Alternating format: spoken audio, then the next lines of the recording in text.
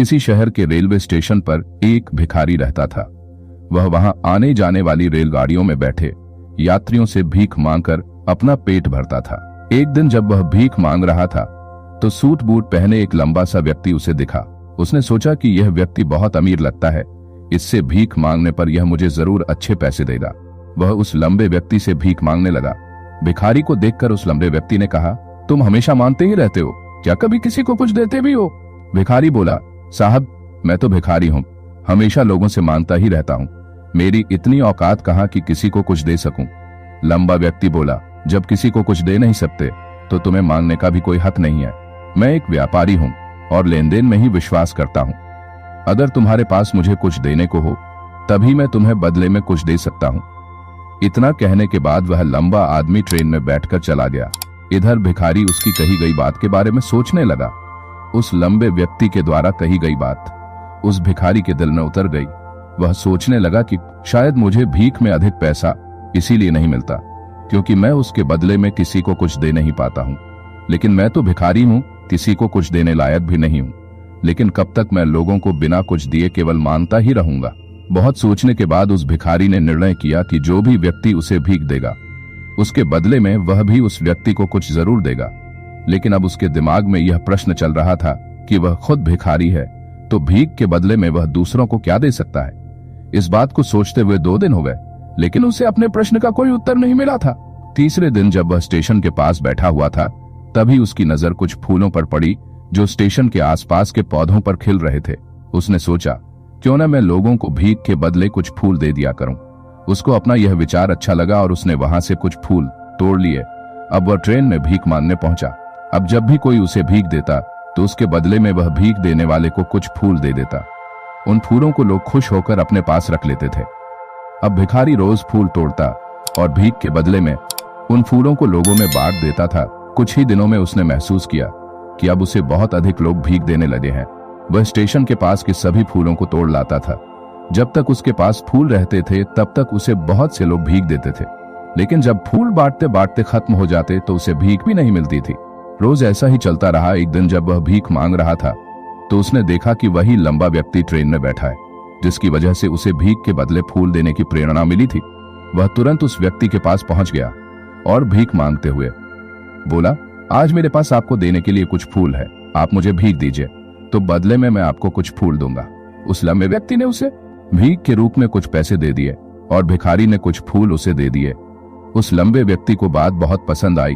वह बोला, वाह क्या बात है, आज तुम भी मेरी तरह एक व्यापारी बन रहे हो। इतना कहकर फूल लेकर वह लंबा व्यक्ति अपने स्टेशन पर उतर गया।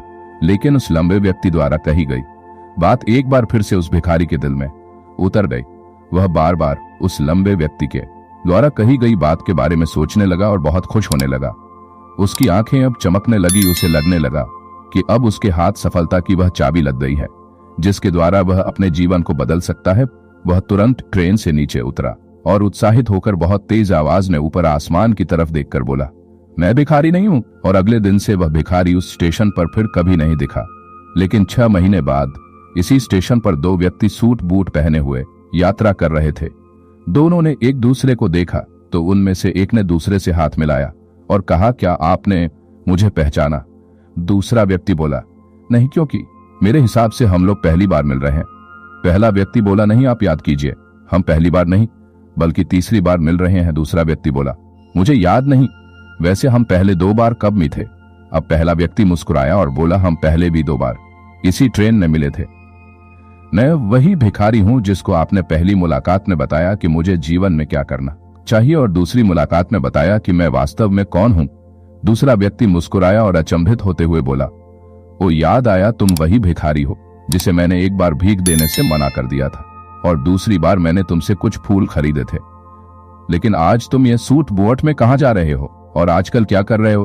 तब पहला व्यक्ति बोला, हाँ, मैं वही भिखारी हूं, लेकिन आज मैं फूलों का एक बहुत बड़ा व्यापारी हूं और इसी व्यापार के काम से ही दूसरे शहर जा रहा हूं। कुछ देर रुकने के बाद वह फिर बोला, आपने मुझे पहली मुलाकात में प्रकृति का वह नियम बताया था जिसके अनुसार हमें तभी कुछ मिलता है जब हम कुछ देते हैं। लेन देन का यह नियम वास्तव में काम करता है। मैंने यह बहुत अच्छी तरह महसूस किया है, लेकिन मैं खुद को हमेशा भिखारी ही समझता रहा। इससे ऊपर उठकर मैंने कभी सोचा ही नहीं। और जब आपसे मेरी दूसरी मुलाकात हुई तब आपने मुझे बताया कि मैं एक व्यापारी बन चुका हूं। अब मैं समझ चुका था कि मैं वास्तव में एक भिखारी नहीं बल्कि व्यापारी बन चुका हूं। मैंने समझ लिया था कि लोग मुझे इतनी भीख क्यों दे रहे हैं, क्योंकि वह मुझे भीख नहीं दे रहे थे बल्कि उन फूलों का मूल्य चुका रहे थे। सभी लोग मेरे फूल खरीद रहे थे क्योंकि इससे सस्ते फूल उन्हें कहां मिलते।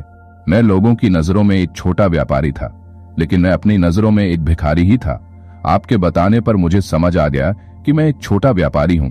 मैंने ट्रेन में फूल बांटने से जो पैसे इकट्ठे किए थे उनसे बहुत से फूल खरीदे और फूलों का व्यापारी बन गया। यह कि लोगों को फूल बहुत पसंद है और उनकी इसी पसंद ने मुझे आज फूलों का बहुत बड़ा व्यापारी बना दिया। दोनों व्यापारी अब खुश थे और स्टेशन आने पर साथ उतरे और अपने अपने व्यापार की बात करते हुए आगे बढ़ गए। दोस्तों, इस कहानी से हमें बहुत कुछ सीखने को मिलता है। कहानी में लंबा व्यापारी गिव एंड टेक के नियम को बहुत अच्छी तरह जानता था। दुनिया के सभी बड़े व्यापारी इसी जीवन के नियम का उपयोग करके सफल हुए हैं। इस फार्मूले को उसने भिखारी को भी बताया। भिखारी ने इस प्राकृत नियम को अपना लिया और इसका असर उसके जीवन में साफ दिखाई देने लगा। उसने अपनी सोच बदली और उसकी जिंदगी बदल गई। यह कहानी हमें बताती है कि हम यदि अपनी सोच बदल ले तो कुछ भी हासिल किया जा सकता है। यदि हम खुद को छोटा समझते रहेंगे तो हम हमेशा छोटे ही बने रहेंगे। बड़ा बनने के लिए हमें अपनी सोच को बदलना होगा और खुद के बारे में बड़ा सोचना होगा। कहानी का सार यह है कि सफलता आपकी सोच में छुपी होती है। खुद का आत्मसम्मान जगाए, अपनी सोच को बड़ा बनाइए और देखिए कैसे आप सफलता के शिखर पर पहुंच जाते हैं।